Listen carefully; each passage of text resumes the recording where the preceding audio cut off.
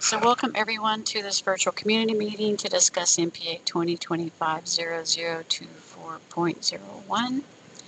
This meeting is being recorded and will be posted to the publicinput.com/neighborhood plan amendment cases website tomorrow morning. Or rather, yeah, I'll do it tomorrow morning, or maybe this after this meeting. But anyway, it will be posted to this website in the near future. So Mark Walters will be the meeting facilitator tonight. My name is Maureen Meredith. I'm the Plan Amendment Case Manager. Sherry Serwatis is the Zoning Case Manager, and this is our contact information. I'll go over basic case information, guidelines for group discussion, how to participate in the process, why is there a plan amendment application, what is a future land use map. I'll go over the basic plan amendment and zoning request. Then Leah, the applicant's agent, will go into her presentation. Then we'll go into the Q&A. So the plan amendment case is the property addresses are 9318 and 9400 Metric Boulevard, 3.013 acres. The plan amendment case number is NPA 2025-0024.01.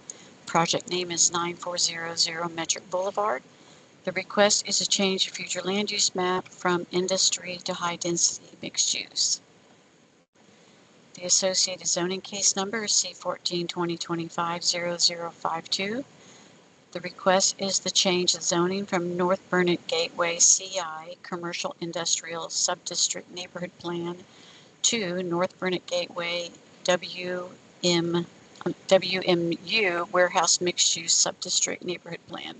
Property owner is Metric BD LLC, and the agent is Leah M. Bojo from Drenner Group. Just want me to skip this, Mark? Okay. Yes. Okay. Again, for those who will watch this meeting later on, you can email me or share any questions or comments that you have. If you live within 500 feet of the property, you'll get a notice in the mail of the date, time of the Planning Commission and City Council public hearings with instructions on how to participate in the meetings. You can do so in person or virtually. Why is there a neighborhood plan amendment? So neighborhood plans are adopted by City Council as amendments to the Imagine Austin Comprehensive Plan, and City Charter requires zoning changes to be consistent with the Comprehensive Plan. Most neighborhood plans amendments are changes to a future land use map, also called the FLUM. This map shows the areas in blue that have City Council approved neighborhood plans. All of these areas have a plan document that has the vision and goals of the planning area. And almost all of the plans have a future land use map where these colors represent broad land uses. For example, the existing land use on the property is industry, and it is shown in purple, and the proposed is high density mixed use, which is represented as in the dark brown color. This is a zoomed in area of the map. This is an aerial photo that shows the property. A screenshot of Google Maps that shows some of the uses around the property. Google Maps screenshot of the property as it faces the street. Again, an aerial photo of the future land use map that shows the industry land use. Zoning map that shows the zoning being the North Burnet Gateway neighborhood plan zoning on that portion of the property.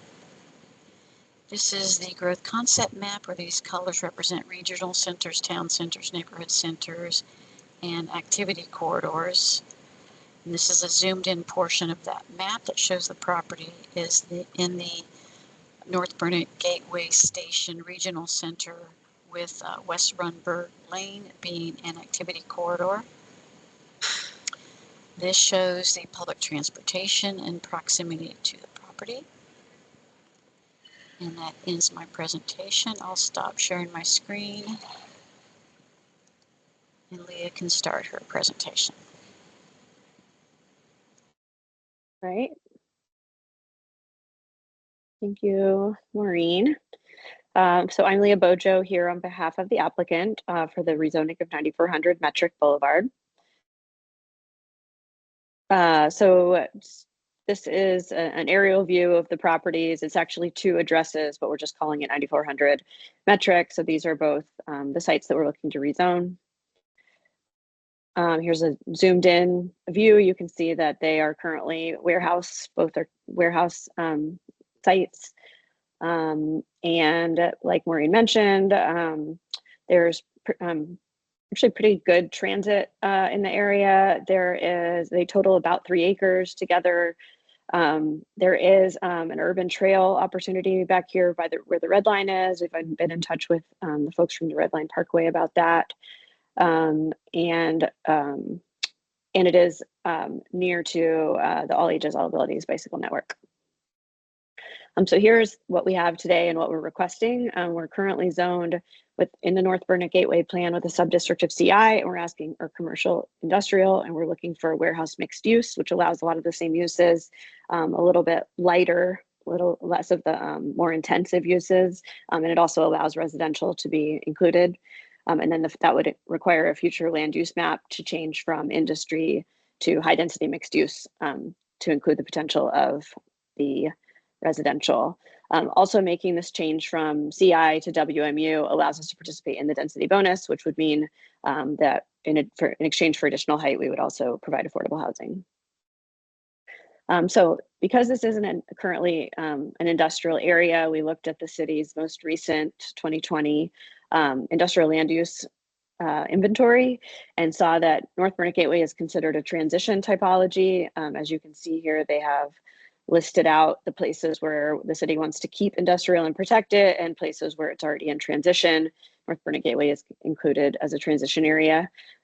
Also worth noting that, and I'll talk a little bit more about both of these, but also worth noting that they talk about redevelopment in these areas, providing things like sidewalks, bike lanes, stormwater facilities, which this site does not include today and would include through the site plan process. So we look a little bit at what is nearby. There is a fair amount of residential actually nearby already, like particularly this apartment complex that's about 300 feet catty corner. And also these apartments here, this one was recently rezoned. So you can see that while we are kind of on the edge of this industrial area, it actually is an area with a fair amount of existing residential already. And so hopefully more residential could come here. We also looked at what the industrial sites have on them today. And really, this is not really an industrial area. Really, it's more of an office and warehouse area. There's a lot of office, a lot of wholesalers, a lot of actually a fair amount of undeveloped land as well. So this is not like potentially putting residential in a really high industry area. What's on the ground looks very different from what the map has been zoned for. So here is an overview of the density bonus program as it exists today. So the WMU subdistrict would allow 60 feet by right, and then by using the density bonus, you would be able to get to 120 feet. In exchange again for 10% of the affordable housing, we would expect this to be about 27 units of affordable. Here are some points from the North Burnet Gateway plan that I think everyone is familiar with about, mixing commercial and residential uses together, providing a variety of housing options, denser development, things like that. And then I just wanted to end with this slide describing, because I think this actually says it very well, which is describing what commercial industrial is intended for and what warehouse mixed use is intended for. And I think even without the residential and the density bonus available to it, I think that this warehouse mixed use is a much better picture of what's on the ground today. And so I think that makes a lot of sense. And then in particular, allowing residential uses to be mixed in with it. So with that, I will close. And here's my information. If anyone is watching this later and has any questions, please reach out. Thank you. Thank you, Leah. So Maureen, do you want to put up your screen and go over the next steps in the process? Well, do we have any questions? Jeff, do you have any questions? I don't have any questions. I mean, at some point, I'd probably like to make some comments, but that's fine. Here's the time. Okay. Yeah. I guess I know Leah knows how important this tract would be to the Red Line, and I just hope everybody else does too. I mean, the other side of the track there is the Capital Metro, yard. And that's where they'll be doing train maintenance, et cetera. So there's going to be sort of multiple, on and off aspects there. So there's not really a possibility of putting the trail on the other side of the track very easily. And, so the trail, the alignment is going to have to be on this side. And this part of the track or trail is really critical. There's a whole sort of community of middle school kids there that, have to get to Burnet High School or middle school. And this would, sort of connects a underserved community with a school, and it's just a really great route. And of course, a great route for any housing that was on this site, and great connectivity and help them, whether it's to get up up or down the trail to the next station so they could take a train in, or just, for an enjoyable, bike ride or hike with the dog. So we hope that there is both enough room for a trail and enough room for, shade structures, or trees or plantings, et cetera. So, and I know it's not, it's not site plan time. And so there's nothing really we can do there, but I would like to sort of, work with the city and with the developer to make sort of understand that I don't know, to think about what could happen to ensure that this is, that this makes it into the plan somehow. I think there's definitely ways we can talk about all that, even at this stage. Anything else, Jeff? I think that's it. Okay, thanks. So Maureen, do you want to put up your slide with the contact information and let people know what the next steps in this process might be? Yeah, let me get my mic on.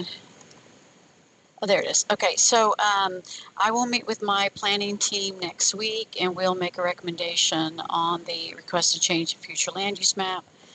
I will report back to them the comments that were made at tonight's meeting. I will send a recommendation to Sherry. She'll meet with the zoning team. They'll make their recommendation. Once our staff recommendation is finalized, we'll work with Leah on scheduling the cases for Planning Commission, and then the public hearing notices will go out 11 days prior to that public hearing date.